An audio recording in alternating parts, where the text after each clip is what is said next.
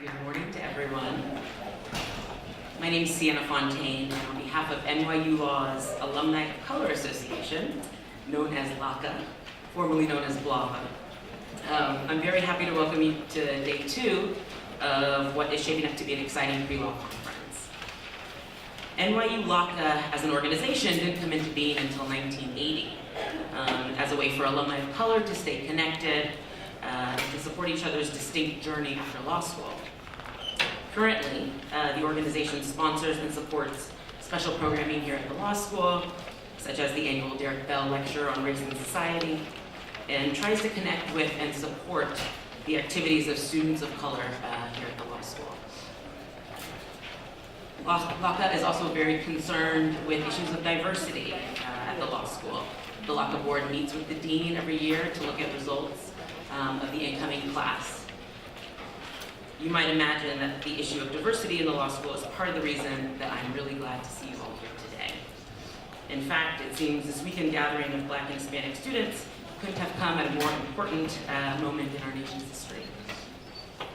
In my work, I am the Deputy Legal Director at an organization called Make the Road New York, which aims to organize and empower immigrant and low-income folks around key issues. The legal team I supervise supports the organizing work by providing a wide range of legal services, including housing, employment, and immigration. While I work in the public interest and in direct legal services to communities who are marginalized, when I first was starting out in college, I wanted to be a sports agent. I wanted to represent basketball players, and in doing my research on how to do that, everything said you have to be a lawyer. So I was going to law school to become a sports agent. At the time, I was studying psychology, but then I took a sociology class with a professor named Dr. Harry Edwards. Some of you might know Dr. Edwards. He was a former Black Panther, and his class was a real introduction for me on evaluating society systems and how they've developed to benefit some and not others. It wasn't shortly after that I decided I wanted to be a different kind of agent, an advocate to change systems and to defend those who found themselves losing within those systems. Getting to law school wasn't easy. If you were here for the previous session, you heard there's a lot to do. Taking the LSAT, finding teachers to write letters of recommendation, doing the research on the kind of school that fits, that was best for me. I did what I thought I had to do to give myself the best shot into getting into law school.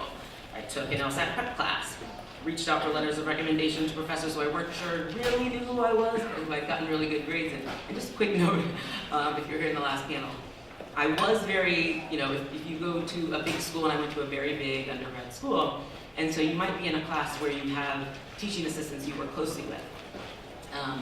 I had, for one of those big classes that I did really well in, I had my teaching assistant who I knew really well write the letter of recommendation, and the big name professor, had signed off on it, and he,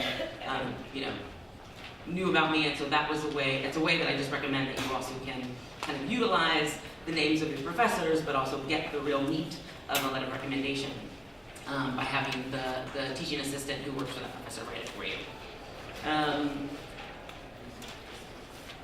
I navigated my school's huge bureaucracy to obtain original copies of my transcript. I mean, it's a lot of work to get to law school. You too are going to have to do these things. There were moments of doubt in putting my application together, questioning my credentials, wondering if I was really cut out to be a lawyer. But it turns out I was, and you will find out that you are too. My commitment to the work that I wanted to ultimately do pushed me to get here at NYU Law, where there's a strong tradition of public interest work. You all being here at this conference demonstrates to me that you are already pushing yourselves to fulfill the commitment to the law.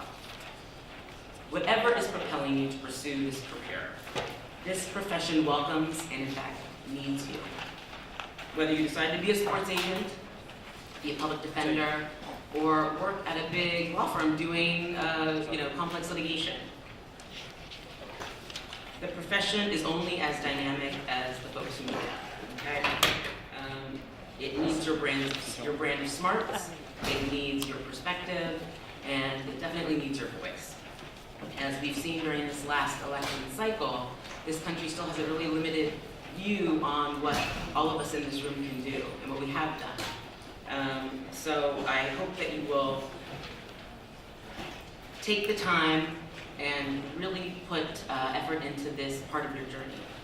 I implore you to call on the resources you feel you'll need to get there, and start doing it this weekend. You have an opportunity to connect with many of us who have been where you've been, as well as connect to your fellow peers who will one day be your law school classmates, who will be your colleagues, and who might be your mentors. Thank you for allowing me to join you this weekend. I look forward to meeting as many of you as possible. Thank you.